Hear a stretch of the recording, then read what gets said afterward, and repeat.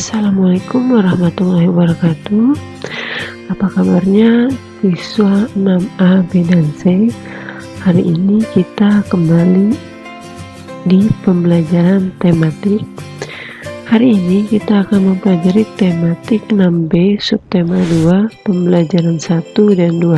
Kita awali dulu dengan membaca basmalah. Bismillahirrahmanirrahim. Lanjut membaca doa belajar. Rabbi zidni ilma warzuqni fahma. Ya Allah, tambahkanlah ilmuku dan berilah aku kepahaman yang baik. Amin, amin ya rabbal alamin. Seperti biasa, Bunda kutip satu ayat Al-Quran. Di sini ada Quran surat Al-Maidah ayat 2 yang isinya, dan tolong menolonglah kamu dalam mengerjakan kebajikan dan takwa, dan jangan tolong menolong dalam perbuatan dosa dan permusuhan. Sesuai dengan judul subtema kita kali ini, yaitu bekerja sama mencapai tujuan, di mana tujuan yang akan kita capai adalah tujuan yang baik.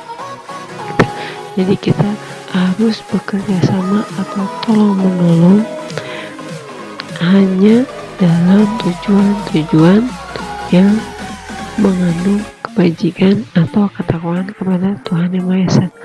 Tujuannya apa sih? Agar tidak terjadinya perpecahan ataupun perselisihan. Tujuan pembelajaran kita hari ini, yang pertama menyebutkan makna upaya mempertahankan kemerdekaan melalui peta pikiran. Yang kedua, menjelaskan penyesuaian diri hewan terhadap kondisi lingkungan. Yang ketiga, menuliskan contoh manfaat persatuan dan kesatuan dalam kehidupan sehari-hari. Nah, yang pertama, menyebutkan makna upaya mempertahankan kemerdekaan melalui peta pikiran. Proklamasi kemerdekaan Indonesia pada tanggal 17 Agustus 1945 merupakan bentuk pernyataan Indonesia merdeka dari penjajahan. Akan tetapi, pihak sekutu masih berupaya menguasai wilayah Indonesia kembali sebelum Indonesia memiliki pemerintahan yang kuat. Maka muncullah upaya mempertahankan kemerdekaan Indonesia dilakukan dua cara. Yang pertama melalui pertempuran, dan yang kedua melalui diplomasi atau perundingan. Upaya mempertahankan kemerdekaan ini banyak terjadi di kota-kota besar, diantaranya di kota Surabaya. Di Surabaya saat itu pasukan Belanda menyerang dan sengaja melepaskan tawanan Belanda di penjara Kalisosok, serta meminta rakyat Indonesia untuk mengembalikan senjata rampasan tentara Jepang.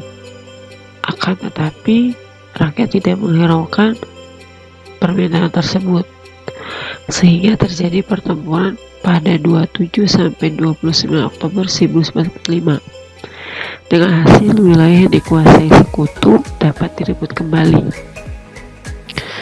Selain itu juga, Presiden Soekarno melakukan perundingan yang hasilnya adalah gencatan senjata. Namun kenyataannya pihak sekutu atau Belanda melanggar perundingan tersebut, bahkan mengeluarkan ultimatum, di mana ultimatumnya adalah membumi hanguskan Surabaya apabila rakyat Indonesia tidak mengembalikan senjata rampasan tentara Jepang. Karena saat itu rakyat tidak menghiraukan ultimatum tersebut, sehingga terjadi peristiwa besar, yaitu terjadi pada 10 November 1945, dan terjadilah kota Surabaya dibumi hanguskan. Karena itu merupakan pertempuran pertama kalinya yang dilakukan oleh rakyat Indonesia setelah kemerdekaan.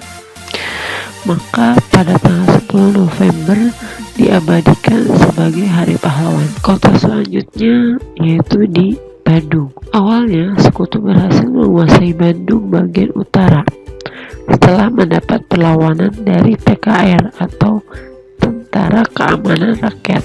Kemudian sekutu mengeluarkan ultimatum kedua agar rakyat dan TRI atau Tentara Republik Indonesia untuk mengosongkan Bandung bagian selatan.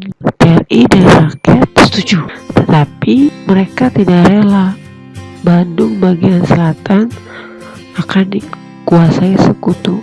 Oleh karena itu, TNI dan rakyat sengaja membumi hanguskan kota Bandung bagian selatan. Maka peristiwa itu dikenal dengan peristiwa Bandung Lautan Api. Lalu peta pikiran yang kita peroleh dari kejadian tersebut yaitu mengenai makna upaya mempertahankan kemerdekaan. Sesuai adik Simba, apa makna yang tercermin dalam upaya mempertahankan kemerdekaan? Setelah kita mendengarkan tadi dan kita amati dan kita cari informasinya yang ada di buku paket, ternyata maknanya adalah rakyat Indonesia benar-benar ingin merasakan kebebasan tanpa ada yang menjajah hak-hak untuk hidup. Lalu di mana kita mempertahankan kemerdekaan? Di mana saja, terutama di negara kita, itu negara Indonesia. Kapan kita mempertahankan kemerdekaan? Kapanpun, ketika ada siapapun yang ingin merebut kemerdekaan kita, maka mulai saat itu kita harus berupaya mempertahankan kemerdekaan Indonesia. Siapa yang mempertahankan kemerdekaan? Tentu kita semua rakyat Indonesia, kita semua yang berada di Indonesia termasuk pemerintahan. Mengapa harus mempertahankan kemerdekaan?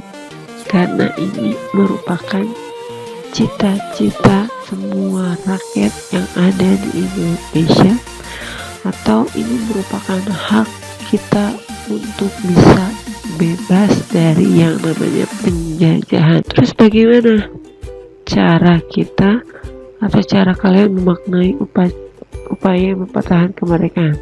Coba kalian pikirkan, kalian cari-cari informasi, apa sih cara yang tepat dari kalian sebagai siswa dalam memaknai upaya mempertahankan kemerdekaan. Selanjutnya di materi yang baru ini mengenai adaptasi hewan dari habitatnya. Salah satu tujuan hewan beradaptasi yaitu bertahan hidup di habitatnya. Yang pertama, di tempat yang dingin.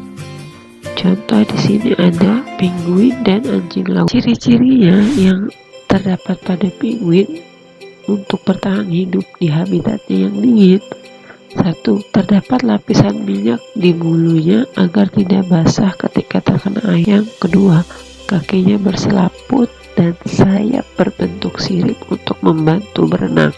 Ketiga, terdapat bulu berwarna gelap membantu menyerap panas matahari lebih banyak. Lalu bagaimana dengan anjing laut? Anjing laut memiliki lapisan lemak yang tebal untuk bertahan di daerah dingin. Selanjutnya dari tempat dingin kita ke tempat yang panas.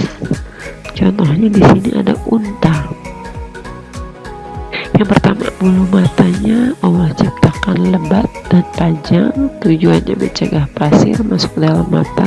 Bulu rambutnya pun tebal dan berwarna terang, tujuannya melindungi panas matahari dan dinginnya malam. Yang ketiga, tapak kaki melebar, tujuannya mudahkan dalam berjalan di pasir. Yang keempat, punuknya berisi lemak sebagai cadangan makanan. Yang kelima, perutnya dapat menyimpan makanan dan air dalam jumlah banyak. Karena unta hidup di tempat yang panas dan lokasinya biasanya berada di gurun pasir yang notabene kering, panas, inilah caranya untuk dapat bertahan hidup. Aktivitas hewan untuk bertahan hidup di malam hari. Sini contohnya ada kelelawar. Kelelawar akan mengeluarkan bunyi berfrekuensi tinggi dari mulutnya, kemudian dipantulkan lagi oleh benda di sekitarnya. Kemampuan ini disebut ekolokasi. Apa fungsi dari ekolokasi? 1. Dapat memperkirakan jarak rintangan. Kedua, dapat mendeteksi makanan yang ada di sekitarnya. Ternyata, yang memiliki kemampuan ekolokasi tidak hanya kelelawar. Kemampuan ini pun dimiliki juga oleh lumba-lumba, burung hantu. Penglihatan dan pendengarannya sangat tajam. Bulunya dapat meredam suara saat terbang, memudahkan burung hantu menangkap mangsanya secara diam-diam. Di sini mangsanya tidak bisa merasakan kehadiran si burung hantu. Ini keistimewaan atau keunikan yang dimiliki burung hantu yaitu memiliki leher yang lentur, sehingga kepala dapat berputar ke belakang untuk mencari mangsanya. Nah, ini hewan yang bertahan hidup di dinding atau langit-langit bangunan. Contohnya ada tokek dan cicak. Apa ciri khasnya? Yaitu adanya lapisan perekat pada telapak kaki sehingga dapat merayap di dinding. Next, yang kelima, di sini tahan hidup untuk mamalia yang hidup di laut. Ada apa? Ada paus. Paus merupakan hewan mamalia yang hidup di air. Mereka bernapas dengan paru-paru. Oleh karena itu, untuk menghirup udara yang mengandung oksigen, maka paus akan muncul berdiskusi. Mari kita bandingkan antara katak dan bebek dalam hal bentuk tubuh dan tempat hidupnya. Kita mulai dari katak dulu ya. Ciri bentuk tubuh yang pertama, lidahnya panjang dan lengket.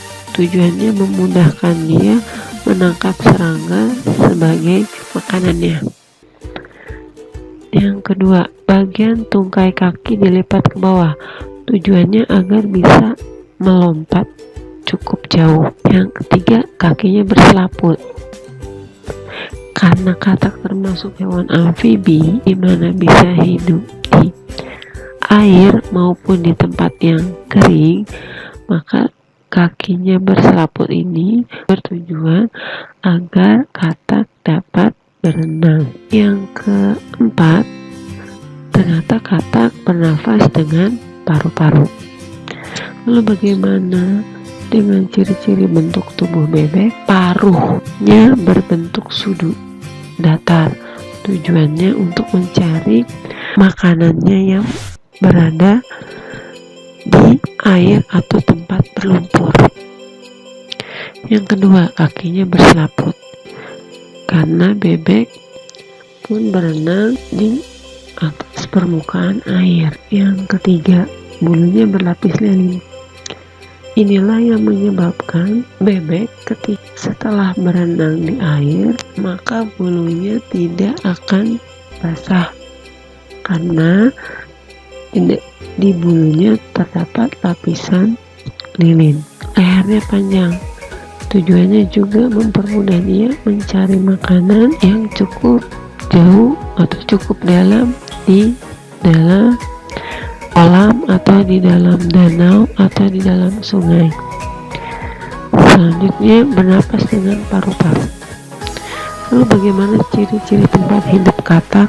Katak hidup di daerah tropis yang berhawa panas, sedangkan tempat hidup bebek di daratan yang becek atau dekat perairan air tawar.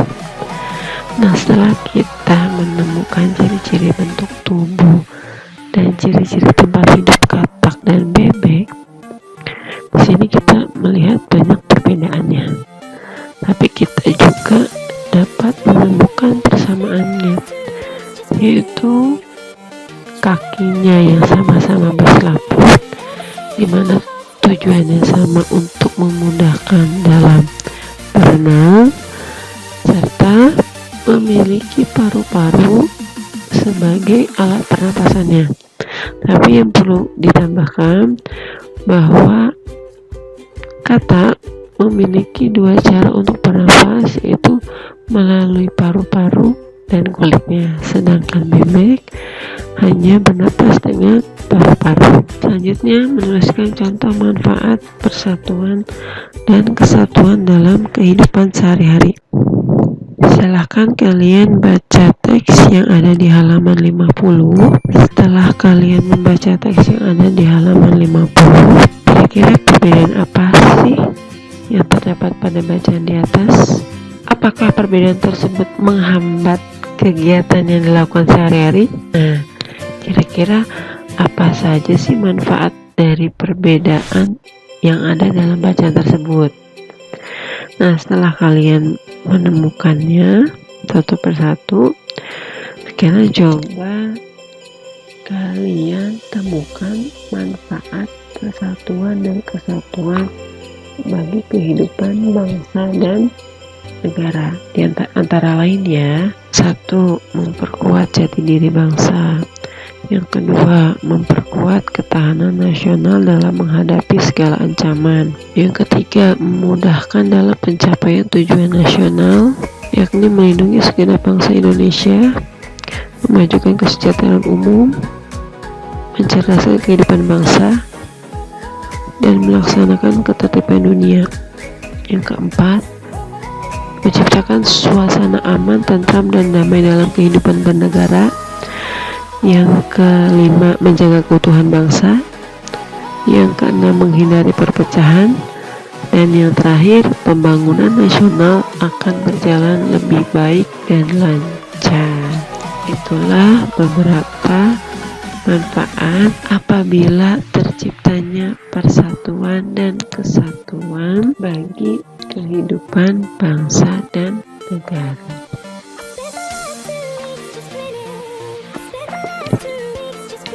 Alhamdulillah, kita sudah di penghujung materi.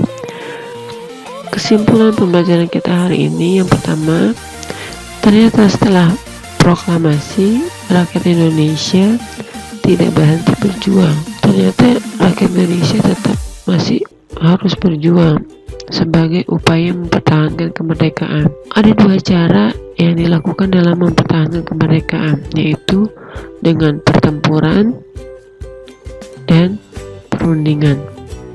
Yang kedua, makna upaya mempertahankan kemerdekaan sebagai wujud rakyat Indonesia yang ingin merdeka atau bebas atau tidak ingin dijajah. Yang ketiga, salah satu tujuan hewan melakukan adaptasi adalah untuk bertahan hidup di habitatnya, yang bisa kita amati dari bentuk tubuh ataupun aktivitas-aktivitas yang dilakukan oleh hewan-hewan tersebut. Yang keempat, salah satu manfaat persatuan dan kesatuan yaitu menciptakan suasana aman, tentram, dan damai.